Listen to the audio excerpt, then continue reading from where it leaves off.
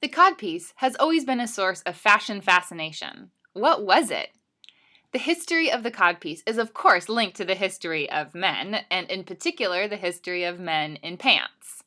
It's really the story of a very small region of the world, since until relatively recently, nobody really wore pants. In the Dark Ages, men wore woolen hose to keep their legs warm under knee-length tunics. Kind of like the footy pajama version of a woman's stocking, they had feet attached and were tied up to your underpants with strings. Since they were in two parts, it became a bit of a problem when tunics started shrinking up towards the waist. Clearly, something had to be done with these socks, or you'd be mooning people every time you bent over. The two separate leggings were finally stitched together down the back and tied up to the waist of the doublet instead of dangling from your underbreeches. On a purely practical level, once joined at the crotch, hose still needed to retain some sort of split down the front in order to facilitate trips to the loo and other non-outhouse related activities. This was originally just a very simple and practical triangular flap, attached at the bottom and tied up at the top corners with decorative ribbons. And as human beings instinctively turn things into a contest, well, no male fashion is more obviously about competition than the codpiece. The triangular flap was just too obvious to resist experimenting with. First, it was a clear opportunity for a pocket before pockets were invented, so you could put stuff in it if your hands were full. Then, once you noticed somebody else's business was bigger than your own, you could stuff a little something extra down there to impress the other guys in the locker room or the lovely maidens in the tavern. And of course, one thing led to another, and out from behind the breeches emerged the codpiece. The name may allude to limp fish, but in fact this cod is from an Old English word meaning bag, or in a more Germanic fashion, and quite to the point, scrotum. There's no obvious evidence for where breeches emerged from in the first half of the 1500s, but as the codpiece grew more and more confident, it must have required the practical base of a sturdier platform from whence to thrust. And if your pantaloons were puffed to the shape of a pumpkin and yet still didn't cover your codpiece, well then your manliness was magnificent indeed. Codpieces were generally made of soft fabric and stuffed with straw or horsehair, and were often bedecked with bows and ribbons and poofs of fabric. They could also be molded into harder shapes with buckram or leather, and were frequently copied in the plate armor of the time. There have been many psychological explanations for the meaning behind codpieces, like explaining the emasculation felt by British people whose king could not produce enough male heirs, despite his killing off a number of wives in the attempt. They also were potentially a practical solution for another new development in the West: syphilis. The most common treatment for it was an ointment made of mercury and animal grease, and the hollow chamber of a codpiece could have protected your pretty pumpkin pants from stained and greasy bandages.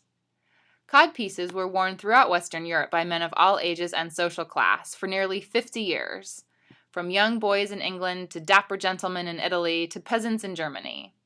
But no fashion trend lasts forever, and the codpiece faded away as breeches shrunk up to showcase a lot of leg.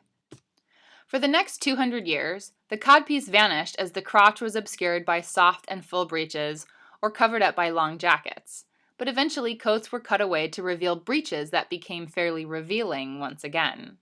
While unadorned with stuffing, this period is worth mentioning in the history of emphatic display of masculinity. The classical humanitarian philosophy inspired by the American and French revolutions at the end of the 18th century triggered an interest in classical fashions as well. It was the statues of Grecian athletes with all their masculine physical strength and ideal beauty that the dandies tried to emulate.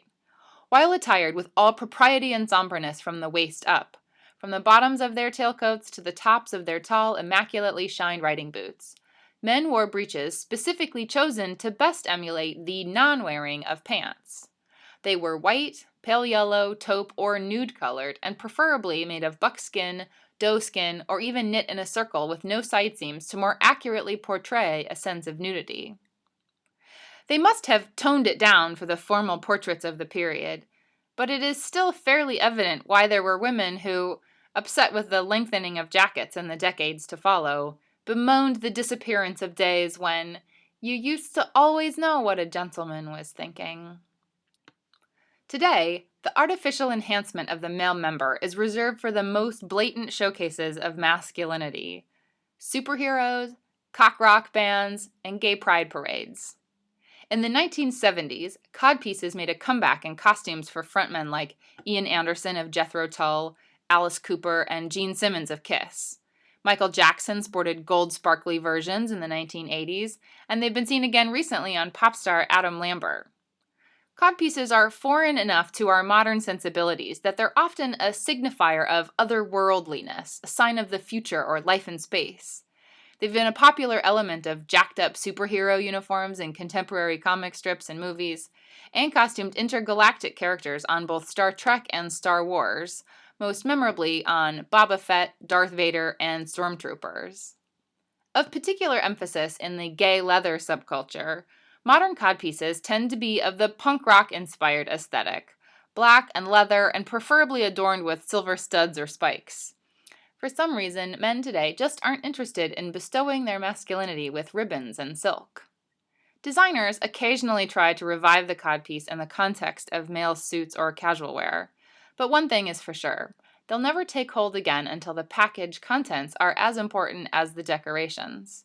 Clearly on display during the last fad for tight jeans in the 1980s, the most recent trend for skinny jeans didn't seem as interested in the acknowledgement of the male member. The very concept of showcasing male genitals seems shocking to our time period, though we seem to have no prudery around the display of female assets. For the time being, we seem to be more interested in other forms of masculine display, most notably in sharply defined muscles of the torso. This type of physique would have been abnormal in earlier periods, even on the most admired and lusted after movie stars, but are a necessary qualification for the most minor of heroes today. A few years ago, Calvin Klein introduced a line of jeans euphemistically called Body, which comes with a padded fly, reinforced for an enhanced profile. This could be a sign of trends to come, despite the current fad for showcasing the rear rather than the front of the male pelvic region. Will the haters of saggy pants regret their opposition of this comparably tame style if the fashion focus revolves back around again? It's difficult to forecast future areas of erogenous zones on either gender, but the nature of fashion assures the constant changing of ideal bodies, and what we consider to be acceptable or tawdry fluctuates as frequently as do popular hairstyles. And that is the history of the codpiece.